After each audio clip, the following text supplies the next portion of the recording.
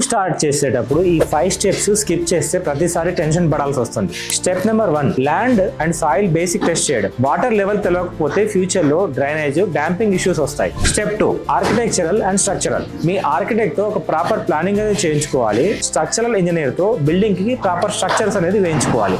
మీరు ఆర్కిటెక్చర్ చేసేటప్పుడు ventilation proper గా ప్లాన్ చేసుకుని బిల్డింగ్ సంబంధించిన ప్లాన్ అనేది వేసుకోవాలి. స్ట్రక్చర్స్ వేయించుకునేటప్పుడు ఫ్యూచర్ ఫ్లోర్స్ ని ఆలోచించుకుని స్ట్రక్చర్స్ అనేది వేయించుకోవాలి. Step number 3, rough budget range. మీ బడ్జెట్ ఏ రేంజ్ లో అనుకుంటున్నారో ముందే డిసైడ్ అయ్యి కన్స్ట్రక్షన్ అనేది స్టార్ట్ చేయాలి. స్టెప్ నెంబర్ 4, ఒకవేళ మీకు కన్స్ట్రక్షన్ లో లోన్ అవసరం అయితే కన్స్ట్రక్షన్ స్టార్ట్ అవ్వక ముందే మీరు లోన్ శాంక్షన్ చేయించుకుంటే బెటర్. స్టెప్ నెంబర్ 5, మీరు బిల్డింగ్ కన్స్ట్రక్షన్ బిల్డర్ కి ఇచ్చినప్పుడు రిటర్న్ గా అతను ఏమేమి ఇస్తాడో మొత్తం అన్ని ఒక డాక్యుమెంట్ రూపకంగా రాయించుకునేదే అగ్రిమెంట్ ఆఫ్ కన్స్ట్రక్షన్. సో ఈ అగ్రిమెంట్ ఆఫ్ కన్స్ట్రక్షన్ లో మీరు బిల్ ఆఫ్ క్వాంటిటీ ఏమేమి మెటీరియల్ వాడతారో అందులో మొత్తం అనేది ఇంక్లూడ్ చేయించుకొని మీరు ప్రాపర్ గా అగ్రిమెంట్ చేయించుకొని సైన్ చేయండి. ఈ 5 స్టెప్స్ మీరు ఫాలో అయ్యి మీ బిల్డింగ్ కన్స్ట్రక్షన్ ని స్మూత్ గా కంప్లీట్ చేసుకోవచ్చు. సో ఈ అన్ని సర్వీసెస్ ని మేము ప్రొవైడ్ చేయడానికి రెడీగా ఉన్నాము.